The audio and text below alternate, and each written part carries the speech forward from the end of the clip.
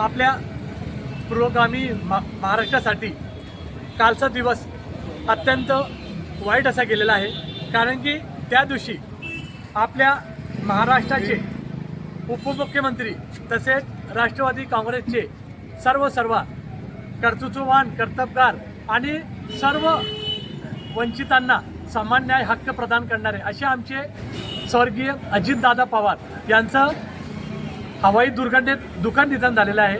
आज आम्ही त्या आमच्या लाडक्या अजितदादांना या ठिकाणी सय्यद नियाज अली भैया फाउंडेशन बिलपुरा जळगावच्या वतीने या ठिकाणी आम्ही भावपूर्ण श्रद्धांजली त्यांना अर्पण केलेली आहे।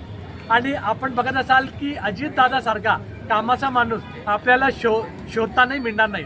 आपण बघितलेलं असेल जेव्हा अजितदादांचं त्या ठिकाणी ज्या दुर्घटना घडलेली आहे त्या ठिकाणी दादांचं ज्या ठिकाणी ते प्लेन त्या ठिकाणी पडलेलं होतं स्फोटून त्या ठिकाणी बरेचसे कागदपत्रे त्या ठिकाणी आपण विखुरलेले बघितलेलं असेल।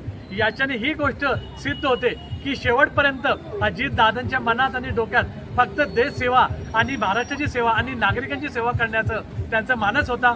आणि अवघ्या 66व्या वर्षी या ठिकाणी अजितदादा आज आपल्याला सोडून गेलेले आहेत। परंतु अजितदादांनी या ठिकाणी भरपूर कामे केलेली आहेत। जर अल्लाने त्यांना अजून जीवन दिले असतं तर नक्कीच अजितदादांनी अजून चांगलं कार्य केलेले असते। आम्ही सर्वांच्या वतीने या परत या ठिकाणी अजितदादा यांना भावपूर्ण श्रद्धांजली अर्पित करतो।